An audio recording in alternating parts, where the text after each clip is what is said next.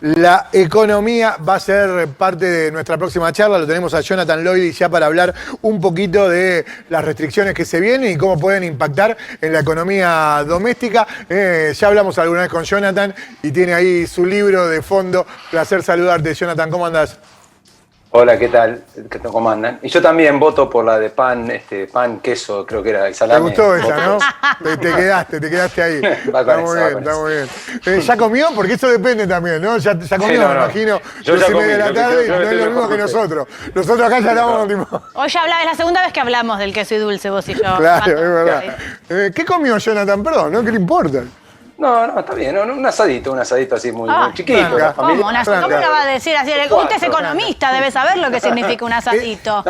Es un lujo. Este programa estaba escribiendo una máxima, Carmela, que era infectólogo hace asado. Sí. Pero bueno, ahora le sumamos economista. Confirmada. Claro, sí. Ahora le sumamos economista que ha metido asado. El asado ¿cómo se llama? Vegano flexible, viste que ahora siempre hay alguien que te mete una verdura en medio. ¿No? Hace falta. ¿Es inclusivo el asado o no? Sí, es inclusivo, un mix. Me gusta la palabra mix, así que sí, un poquito de verduras asadas ahí. Me imaginé. Un ají, unas papas, una cebolla, bien simple, ¿no? Eso que tirás y se hace casi solo. Así bueno, Jonathan, ¿cómo venimos? ¿Qué va a pasar con estas restricciones?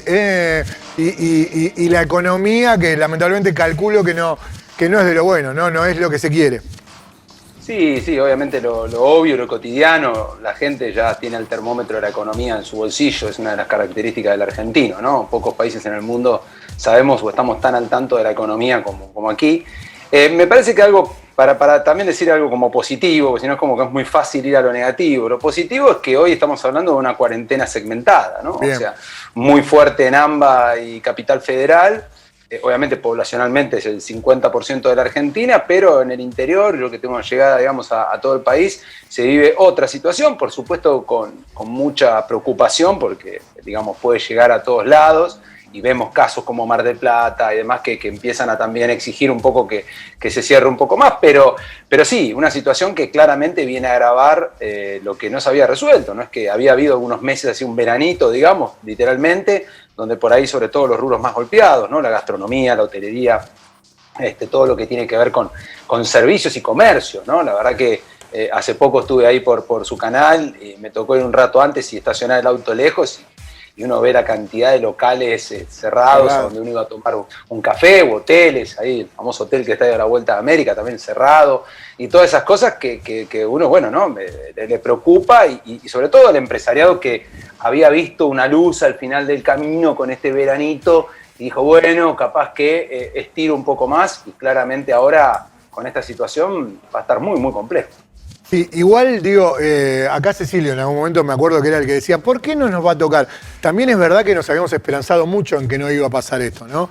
Era un poco lógico que en mayor o menor medida que vuelva a haber restricciones, porque no estábamos con la situación controlada. Digo, eso también se podía haber previsto, y esto no quiere decir que los que se están quejando de más, no, es lógico. Pero bueno, mirá, se podría también haber Hay una frase que a mí me gusta mucho, que se la atribuyen a Kennedy, pero viste esas frases que son como que mucha gente las dice, y que dice, si no planificamos, de alguna manera estamos planificando fracasar. O sea, el que no planifica está planificando fracasar. Claro. Y yo creo que de eso, un poco lo que vos decís, tiene que ver con eso. Yo creo que esta es la segunda ola, porque hubo una primera. Por otro lado, nosotros tenemos la ventaja de que estamos al sur, entonces vimos esta ola, lo que ahora nos está pasando a nosotros, lo vimos primero en España, lo vimos en Alemania, lo vimos venir, y la verdad que ahí hay dudas de si realmente hubo una... Yo creo que no, pero digo, no ves una planificación concreta de qué hicimos para tratar de alguna manera prepararnos para esto. Entonces, bueno, de vuelta, ahora es... Lo que pasa que, Jonathan, justo en términos económicos es donde más difícil es compararnos con Europa, digamos. Hay otros recursos. Alguna vez hablamos acá también de la asistencia de la Unión Europea, que acá no existe. Digamos, es cierto. Un recurso así colectivo, ¿no? En cuanto a naciones como para tener algún refuerzo no individual. Sí, es cierto eso, claramente. O sea, Argentina hoy es un país pobre o con muy pocos recursos. Lo que pasa es que todo es comparativo, por eso está bien lo que vos decís. Yo creo que es un error compararse con Europa, porque las distancias son literalmente muy grandes y en lo económico muy grandes. Ahora, cuando uno se compara con sus vecinos, ¿no? Entonces dice, bueno, a ver, pero comparémonos con lo que tenemos alrededor, que más o menos la vivimos de la misma manera. Y cuando uno va a datos duros, por ejemplo, la caída del PBI, Argentina, el país que más cayó fue Venezuela, con un 55%, pero bueno, Venezuela ya está en una situación grave, otro deporte. Muy grave, otro deporte, muy bien. Bolivia nos gana ahí por unos puntos, que tuvo una caída del 10,5, nosotros 10,3, y después el resto han caído un 5, han caído un 6. Entonces, cuando vos ahí empezás a analizar, vamos a la inflación. Hoy en la región, Venezuela, nosotros y el resto no están teniendo una inflación muy grande. Pobreza, no hubo incrementos de pobreza tan grandes como los que tuvimos nosotros. Entonces, tasa de interés, y la tasa de interés en Argentina es la más alta de la región, siempre sacando a Venezuela, ¿no? Y de hecho el índice de miseria que se publicó la semana pasada, a mí me parece interesante porque es un indicador muy claro de la situación del país. Entonces digo, es cierto que no te podés comparar con países ricos porque los recursos son otros, es otro partido, pero con los países de al lado, o sea, yo no sé si Perú, Paraguay, Bolivia, o sea, en realidad sí lo sé, no tienen más recursos que nosotros. Y sin embargo han tomado ciertas decisiones que le permiten hoy por lo menos estar en términos de relativos y en términos directos en cuanto a ciertos indicadores mejor. Entonces creo que hay una cierta mala praxis, llamémosle, en gestión tanto sanitaria como económica. O se podrían haber hecho algunas cosas más. Jonathan, y por último, en relación a eso, ¿tiene plafón, tiene espalda el Estado para hacer un poco más? Me refiero a las ayudas sociales, ¿o no? ¿Se le acabó la nafta? Muy buena pregunta. No hay posibilidad. A ver, el gobierno no tiene recursos, no tiene caja, digamos, no tiene ahorros. Esto es como cualquiera de nosotros. Ya te gastaste todo, por lo cual todo lo que viene tiene que venir de otro lado. El gobierno no tiene ahorros, eso es cierto. Ahora, ¿qué puede hacer el gobierno? Para pensar un poco a futuro.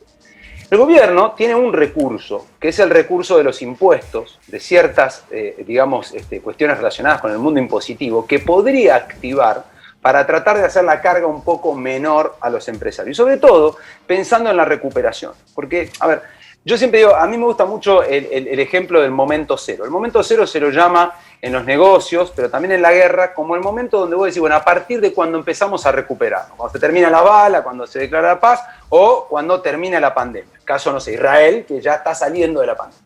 Ese es el momento cero, es el momento de la reconstrucción.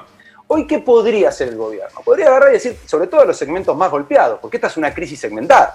Vos tenés a los corralones de materiales que te dice, tuve mi mejor año en los últimos 20 años, y tenés un gastronómico que te dice, quebré, vendí 5 departamentos para mantenerme a pie. Entonces, ¿eso qué te marca? Que a todos la crisis le pega de la misma manera. Entonces, lo que nosotros planteamos, digamos, lo que hemos escrito, es decir, vamos a plantear, vamos a poner la pelota bien adelante, vamos a sentarnos con el sector del turismo, de la gastronomía, de la hotelería, que está muy relacionado, y hagamos un plan. Por ejemplo, hoy podríamos decir, mira, cuando salgamos de esta, que vamos a salir, el indicador podrá ser muerte, podrá ser vacuna, en algún momento vamos a salir con un plan internacional, pero sumamente agresivo. Todo turista que venga a la Argentina no paga IVA en sus productos, tenemos descuentos especiales. A los gastronómicos durante un año, si contratás personal, no te cobro cargas sociales, no hay indemnizaciones, hay un seguro de desempleo. Hay un montón de medidas que uno podría plantear ahora. Y vos me decís, bueno, pero en el corto plazo eso no le resuelve el problema. Sí, pero te da una esperanza. Vos decís que sería una medida para decir, bueno, planificación. Es que es muy importante esto, Pato. ¿Sabes por qué? Porque si no, hoy, ante la incertidumbre total, primero, la incertidumbre de saber qué va a pasar con la pandemia. La incertidumbre es que sabemos que estos 21 días, el 21 de mayo,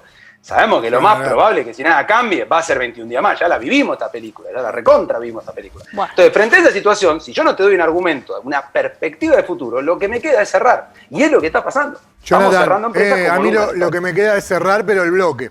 Porque me tengo que ir a la pausa, así que no te doy ninguna expectativa de que volvamos en el próximo bloque. Por ahí el próximo domingo, quizás en otro domingo sí, y charlamos un poco más. Te mando un abrazo gigante, viejo. Gracias, muchas gracias por el espacio. Allí estaba Jonathan Lodi entonces, hablando un poco de economía también.